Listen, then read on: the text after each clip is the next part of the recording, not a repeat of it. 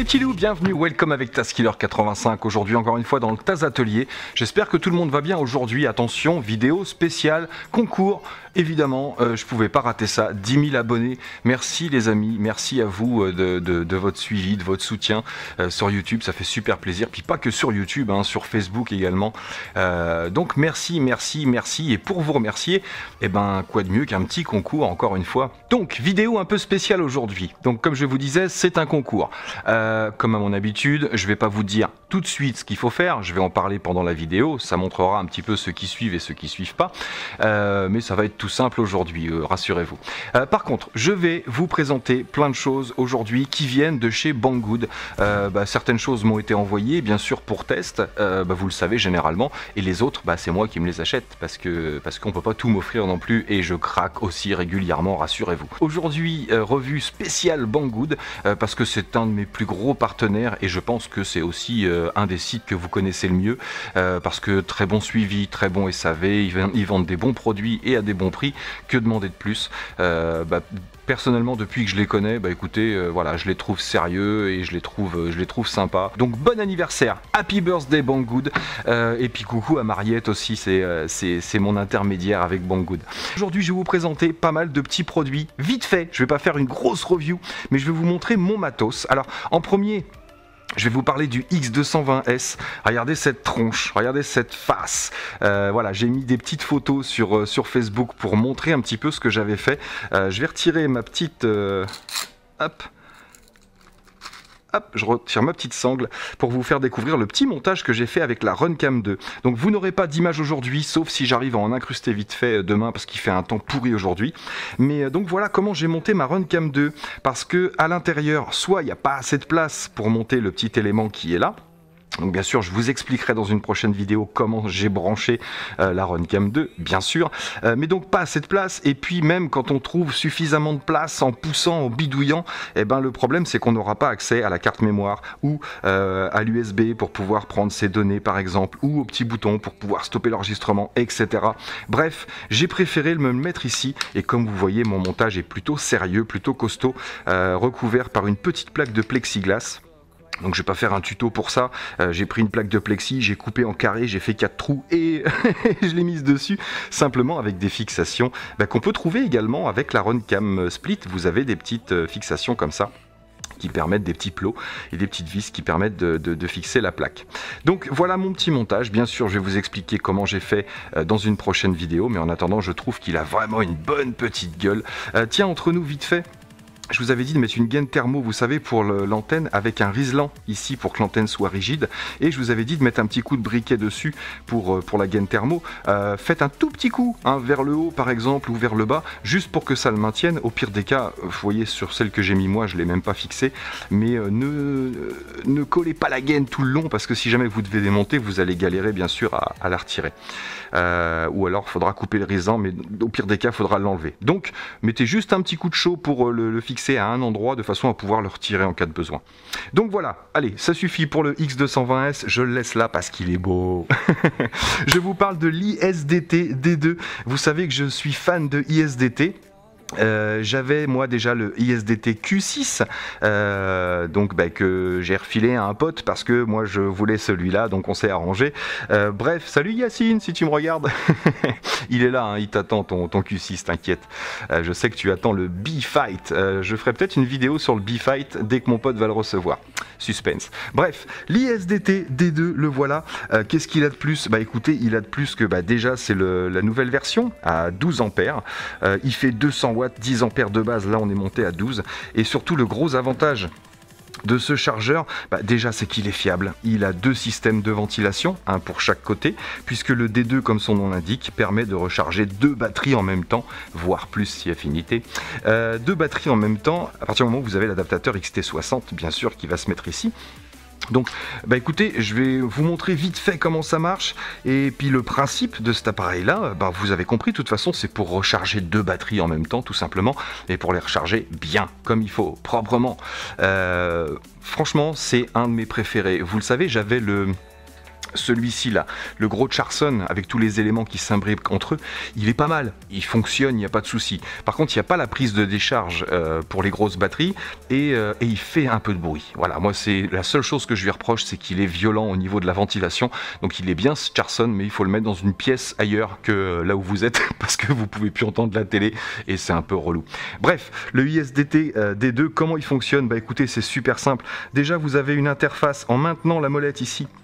Vous avez votre interface d'options, donc pour la luminosité, le volume, la fin du son, quand c'est chargé, si ça doit répéter ou pas, séparation de l'écran, la langue en français, le firmware et puis bien sûr la mise à jour si vous avez besoin. Donc ça, tac, c'est les options de base en maintenant la molette. Et sinon, bah écoutez, vous avez deux petits boutons ici qui correspondent chacun à un écran et puis le bouton, la molette, comme sur le Q6 pour sélectionner simplement ce qu'on veut comme réglage. Donc je vous montre vite fait, regardez, je vais brancher une 500 mAh 2S, donc bien sûr j'ai le petit adaptateur puisque là je suis en XT30 pour passer en XT60, tac, j'espère qu'on verra bien l'écran à la caméra, des fois je suis surpris. Alors toujours le moins vers la gauche ici. Tac, on va enfiler sa prise de balance. Tac, voilà. Donc automatiquement 3,96, 3,97, on a les deux cellules qui s'affichent. Si j'appuie une fois sur l'écran de gauche, il est en grand écran. Et là, bah écoutez, j'ai plus qu'à cliquer sur la molette. Je vais bien sûr... On peut sélectionner le chargement ou la décharge ou le stockage, évidemment. Donc là, on est en chargement. Le type de batterie, donc LiPo, Lilon, Live, enfin LiFe, PB, NiMH, etc. Donc là, on prend LiPo. Tension de l'accu, 4,20. Vous pouvez monter vos accus à 4,22 si vous voulez pour être sûr d'être bien chargé. Je laisse à 4,20. Nombre de cellules, la 2S, automatiquement. Généralement, il les reconnaît de toute façon. Et puis, réglage du courant, bah, c'est une 500 mAh. Donc, je vais y mettre 500 mAh, tout simplement. 6, 5, c'est le minimum qu'on puisse... Ah non, on peut même descendre, vous voyez, à 0,1, c'est-à-dire 100 mAh, chose qu'on ne pouvait pas faire sur le Q6. Donc 0,5 ampères et là on descend sur commencer la tâche et c'est parti, ça charge tout simplement. Ensuite une deuxième batterie, là c'est une 3S, donc je branche la 3S, toujours le négatif à gauche, bien sûr, tac, et voilà, automatiquement 12 volts 5 3S, ici je vais sur l'écran. Donc on a 4,18, 4,19, 4,19, la batterie était chargée. Mais là pareil, une fois que je suis dessus, je sélectionne. Donc c'est une 1550 mAh, mais qui n'est pas vieille. Donc je ne vais pas lui mettre plus que 1 ampère. Je vais rester à 900 mAh, 0,9 ici. Et commencer la charge. Bam, c'est parti. Et voilà, les deux batteries se chargent. Et une fois qu'il y en aura une de finie, vous aurez un petit bip. Moi j'ai mis sur répéter. Donc si au bout de 2 minutes, je ne suis pas venu l'éteindre, au bout de 2 minutes, ça va rebiper pour me dire que j'ai une batterie qui est prête. Donc voilà, pour le fonctionnement de cet engin-là, il est absolument génial. Moi, personnellement, j'ai rien à lui reprocher. Des charges ultra rapides, si vous voulez. Vous pouvez monter jusqu'à, oh là là, je sais plus combien d'ampérage, mais c'est impressionnant. Regardez, hop, je vais choisir une channel, donc celle de la batterie qui est déjà chargée. Je rentre, je l'arrête. Et ici, si je vais, tac, dans le chargement pour celle-ci. Bon, elle est au maximum. Alors on peut avoir différentes infos dessus, bien sûr. Tac, là. Et voilà. Donc ici, réglage du courant. Donc moi j'ai mis 900 mAh. Mais vous voyez, je peux monter facilement ici. Regardez. Et bien jusqu'à 12 ampères. Puisque c'est la mise à jour du firmware. Donc bah, évidemment c'est très rare les batteries que vous allez recharger à 12 ampères. Mais voilà, l'interface est super simple à comprendre. En plus vous avez la langue en français. Donc 0,9, tac, commencer la charge. Donc ça va finir dans pas longtemps. Donc voilà pour l'ISDT D2. Franchement pas grand chose de plus à dire, mis à part que vous avez aussi sur le côté ici, donc une petite prise pour le firmware, ça on s'en fout, et une petite prise USB. Ici, 5 volts, 2 ampères maximum. Et à quoi sert cette petite prise USB? Bah, tout ce que vous voulez. Vous pouvez recharger votre iPhone, vous pouvez recharger votre smartphone, pardon, ou tout autre appareil, une caméra par exemple. Mais moi j'ai envie de vous parler d'autre chose. Ça. Alors ça, j'adore, vous l'avez vu, ça c'est tous les liens que je mets généralement dans ma description de vidéo où je mets mon matos ou mon matériel, je sais plus. Ça c'est le Aokoda. CX610, Aokoda CX610.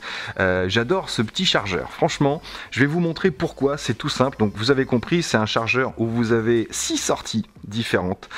6 sorties, mais avec différentes prises. Vous avez déjà ici les mini prises, vous savez, pour les tout petites lipos. J'ai oublié le nom des prises, je me souviens jamais de ces prises-là. C'est MCX, c'est marqué dessus, donc ça doit être les prises MCX. Et vous avez les prises MCPX, ça ce sont celles, vous savez, pour par exemple le JJRCH36. Ces petites prises carrées, celle-ci, je ne sais pas si vous allez le voir là. Donc vous avez déjà ces prises-là, donc vous pouvez brancher déjà 2 batteries différentes, mais vous avez aussi les raccords comme ça, avec du JST et du Valkyra, pardon. Donc voilà, vous laissez brancher vos prises à demeure ici, tac, tout simplement. Ah, j'ai une batterie qui est chargée, vous avez entendu, j'ai eu un petit bip. Donc là, ça s'est mis en vert. L'autre est toujours en rouge en train de charger. Et là, forcément, elle est sur 0 ampère. Donc, elle est finie. Je peux l'oublier. Elle va me le rappeler, je pense. Donc, pour la Aokoda. Alors, pourquoi il est bien? Vous allez me dire, il y en a plein des petits chargeurs multi. Mais non, celui-ci, il est top. Pourquoi? Parce que je peux l'alimenter soit par un micro USB ici, tout simplement. Et ici, vous allez avoir une sortie USB, pareil, pour recharger un téléphone ou une caméra. Oui, je sais. Allez, j'appuie. Je sélectionne le 2. J'appuie. Toc, charge terminée. Je peux débrancher sans problème. Tac. Voilà. Et je reviens sur celui qui reste. Donc, je vous disais, on peut l'alimenter par un micro USB, ici. Mais vous pouvez l'alimenter aussi par une XT60, tout simplement. Donc, par une batterie. Chose que je vais faire tout de suite d'ailleurs. Paf! Voilà. Et vous pouvez l'alimenter aussi avec un DC. Donc une alimentation qui va sur secteur si vous avez le petit embout. Et voilà. Et vous avez simplement 2 boutons sur ce petit engin. Alors vous avez vu, vous avez 1, 2, 3, 4, 5, 6 qui clignotent. Donc 6 batteries en même temps, vous allez pouvoir recharger. Là, je vais brancher une JST par exemple ici. Je vais la brancher sur le 2. Tac! Automatiquement, le 2 se met en rouge. Alors 11 volts 1 ici, c'est la puissance qui sort de ma batterie. Donc si je mets une petite comme ça, en face, sur une Valkyra, donc on a le numéro 2, toujours, il est magnifique la charge, à 420, et le numéro 4 à 420, puisque c'est des batteries qui sont déjà chargées. Donc dans très peu de temps, ça va passer au vert, la batterie sera chargée. Donc vous l'avez compris, chaque branchement est intelligent. Chaque branchement va vous afficher le taux de charge de la batterie. Alors pourquoi il est bien ce petit chargeur? Parce que vous pouvez l'emmener déjà, brancher comme ça sur une batterie externe, mais vous pouvez aussi, et moi c'est comme ça que je m'en sers dans mon atelier, j'ai toujours un USB de brancher dans mon chargeur ISDT et relié tout bêtement à mon Aokoda ici, voilà. Et là on voit qu'on est branché. Tac. Alors on a le numéro 2 et le numéro 4 bien sûr, et on est branché en USB. Donc moi c'est le combo que je recommande pour ceux qui ont des grosses batteries et des petites batteries. Voilà, pour moi c'est le top au niveau des chargeurs. Donc vous pouvez sélectionner bien sûr la puissance de charge pour les cellules. Attendez, hop, je vais débrancher ça. Voilà, les deux sont débranchés. Donc là, ça vous dit que vous êtes branché en USB, tout simplement. Hop, ici, vous allez pouvoir choisir la puissance. Là, 0,5, 0,4, 0,3, 0,2, 0,1 ampère, donc 100 milliampères, jusqu'à 1 ampère. Voilà, donc c'est vraiment fait pour ce genre de petite batterie. Si vous avez des 250 mAh à recharger, vous mettez sur 0,2. Par exemple, et vous aurez une charge optimale pour vos petites batteries. Donc voilà pour le chargeur Aokoda, pour le petit combo que je trouve génial.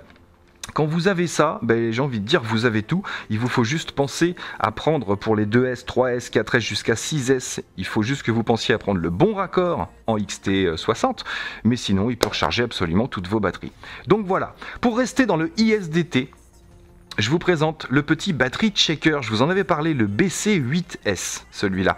Alors ça, c'est non seulement un checker de batterie, c'est-à-dire que si je prends ma batterie 3S ici, toujours le noir, les négatifs vers le haut, tac, hop, automatiquement vous allez pouvoir lire le taux de charge de vos cellules. 420, 421, 421. Alors, vous ne le verrez peut-être pas à la caméra parce que je me suis rendu compte que quelquefois en filmant le LCD, c'est pas terrible. Et vous avez également d'autres informations Bien sûr, c'est une 3S.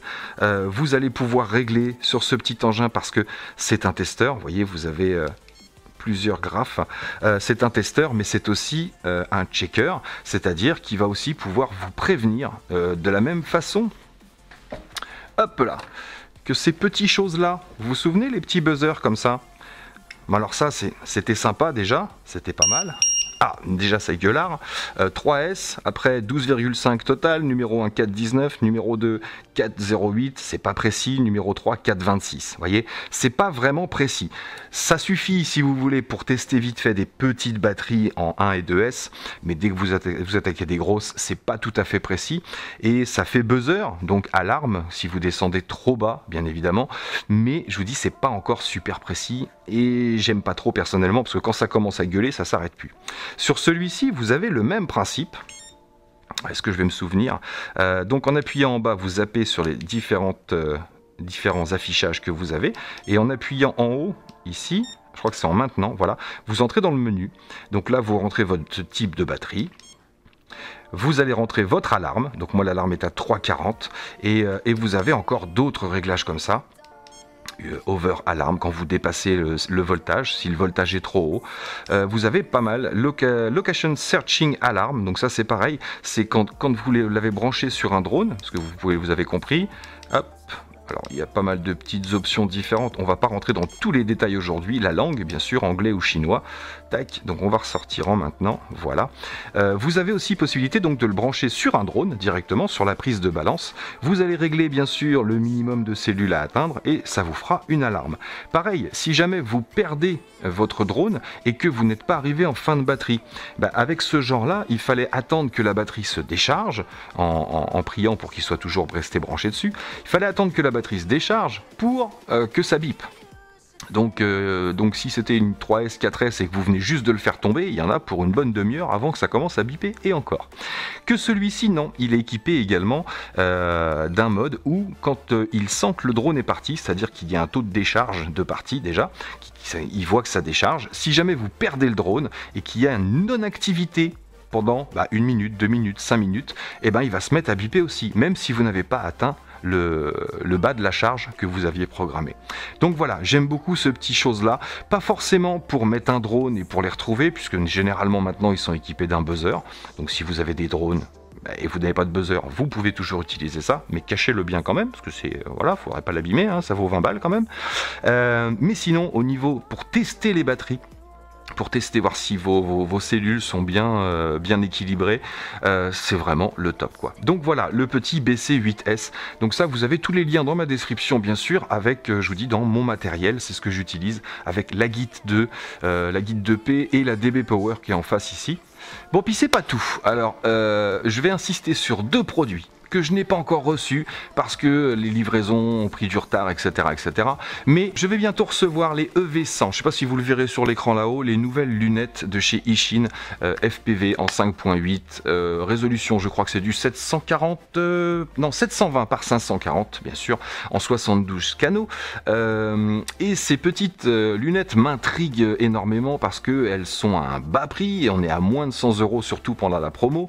Alors, allez sur Banggood pendant les 3 jours, du 7 au 9 septembre. C'est super important, c'est là que vous allez avoir le maximum de promotions et d'offres. Ils ont décidé de prendre ces 3 jours, 7, 8, 9, pour vous faire un maximum d'offres. Allez pas acheter des choses pour acheter des choses, mais si vous aviez quelque chose en vue, c'est le moment ou jamais, parce que vous n'aurez pas de prix plus bas pour l'instant, je pense. Donc moi, je vais tester les EV100 de chez Ishin. Je vous mettrai un petit incruste à l'écran. Je ferai une revue dessus, je les ferai peut-être même gagner. Sachez que ces petites lunettes, je peux pas moi me permettre de vous dire allez-y, elles sont géniales, prenez-les, parce que je ne les ai pas eues en main, je les ai pas testées. Par contre, c'est un nouveau produit, ils font une offre dessus, comme un autre dont je vais vous parler juste après.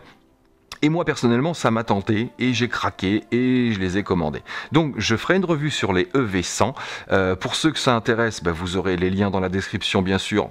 Mais attendez la promo, hein, vous pouvez mettre dans votre panier à partir du 6 comme je vous l'ai mis sur Facebook. Mais si vous achetez, attendez le 7, le 8 ou le 9, vous allez voir qu'il y a des promos qui vont couler toute seule. Donc les EV100 de chez Ishin, moi j'ai très envie de tester. Ça m'a l'air assez sympa parce que on a une sortie vidéo dessus, donc on peut brancher un DVR pour pouvoir enregistrer ses sessions. On a une entrée vidéo en HDMI dessus également, donc on va pouvoir mettre des films ou une autre entrée vidéo, je pense. Donc voilà, elles ont l'air plutôt pas mal, elles sont assez légères, ça changera un peu des gros masques, mais c'est une vision un peu particulière, donc j'attends avant de me prononcer.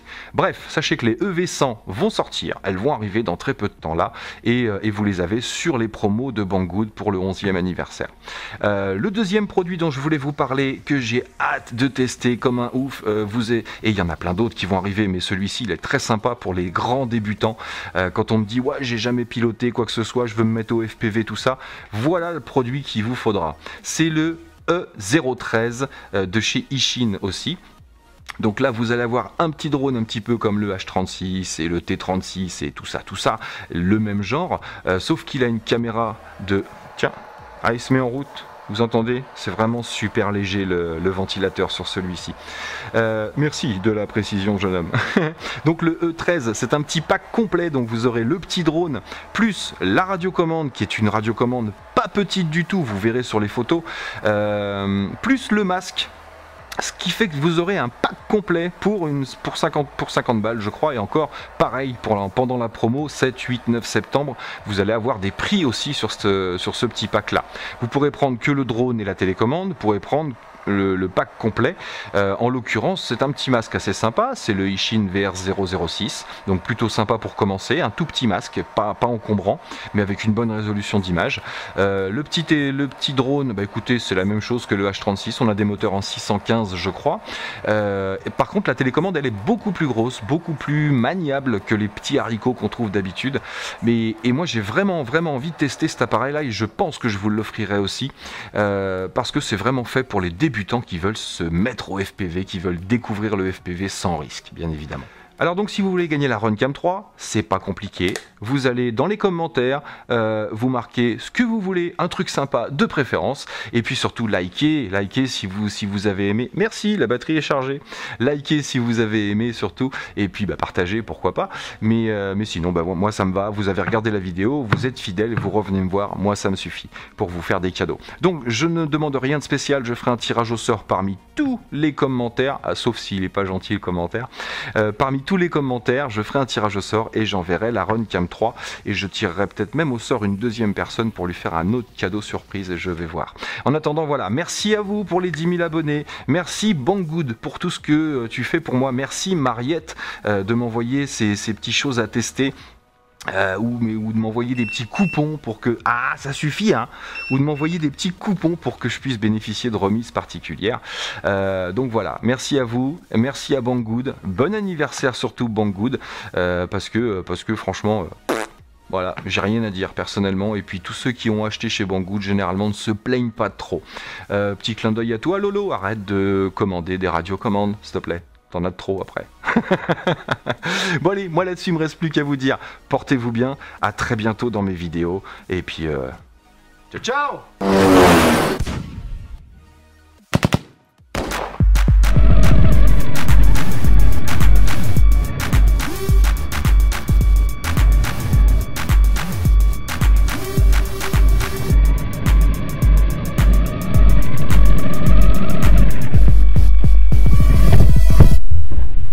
Thank you.